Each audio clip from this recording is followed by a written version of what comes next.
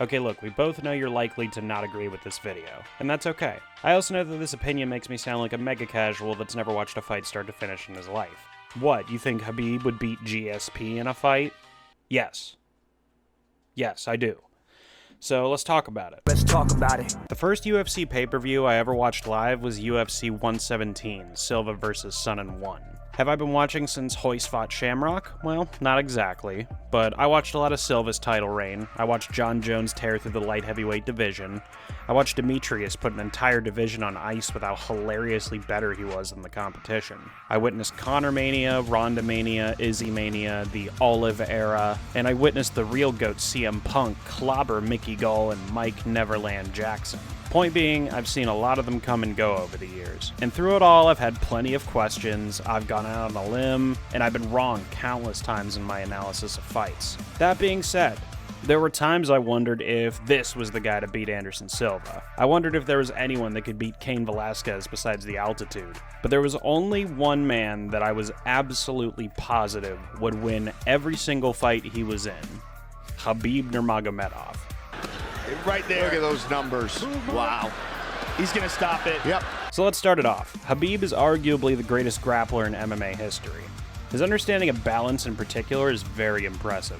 A lot of grapplers focus their takedowns on either sheer strength, technique, or timing. And it's not that Khabib didn't, but rather his focus was on weight manipulation. He did the same thing DC would do a lot of the times, the high crotch and tripping the far side leg. He's also the undisputed king of ground and pound. Much love to Mark Coleman.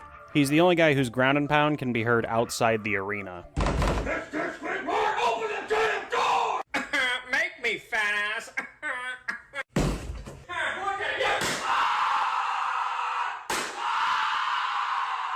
My reaction to Khabib fights being announced were also different than anyone else's fight announcements. When Jones DC got announced, I thought, damn, that's gonna be a hell of a fight. When Khabib Poirier got announced, I thought, damn, that really sucks for Dustin. In my eyes, Khabib was effectively the black hole of MMA, where, in the words of Mr. Sonnen, they can send anybody they want, but don't send anybody you want back. There isn't a single lightweight in MMA history I'd take over Khabib. That might sound ridiculous, but really, like, who would beat the guy? Who would you really favor in a fight over Khabib? BJ Penn? BJ Gas is out. Oliveira? As much as I love the guy, it's not like he's shown an ability to stop Dagestani wrestlers before. Alvarez? Khabib smash. Tony? Khabib smash. And you can't really mention the top lightweights of the current era, considering every single one of them have lost to either Khabib or Islam. Was it Father Plan or Father Prophecy? Good lord. Not only smash, like change his face.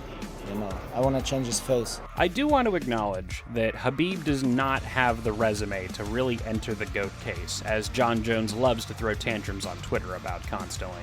GSP has more title defenses, Anderson has the longest title reign, Jon Jones has more PED violations, Fedor was one big ball of Russian nuclear hatred. Everyone has their GOAT case. Many have had dominant title runs and upwards of a decade without being beaten.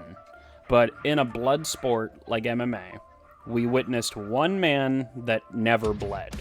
29-0, pretty much never losing a round, and actually breaking George St. Pierre's record for most consecutive rounds won on the scorecards. It's not like he had a list of razor-close split decisions. He actually beat Edson Barboza with a 10-8 scorecard across all 3 goddamn rounds, with the old scoring. The judges score the contest 30-25.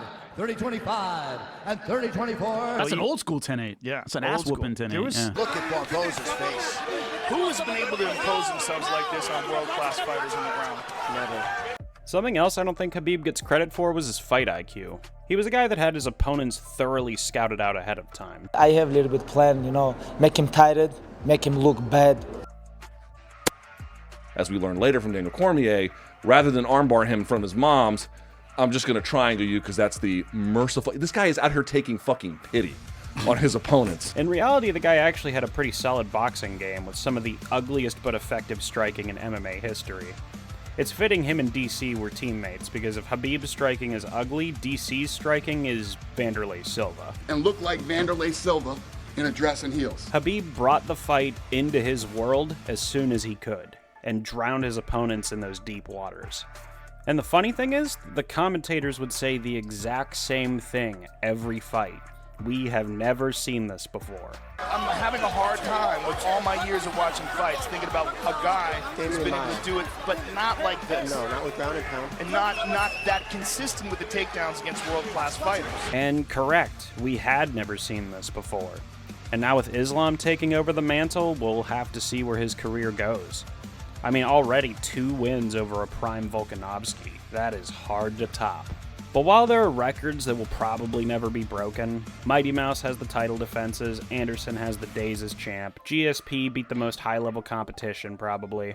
But if I had to say the one fighter that I never felt would lose, if you asked me to bet on the one fighter that I felt would retire undefeated, I would have told you Khabib Nurmagomedov. And the crazy thing is, he did. And really, no one ever even got close.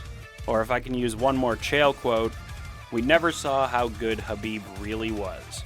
We only saw that he was better than every person he ever fought.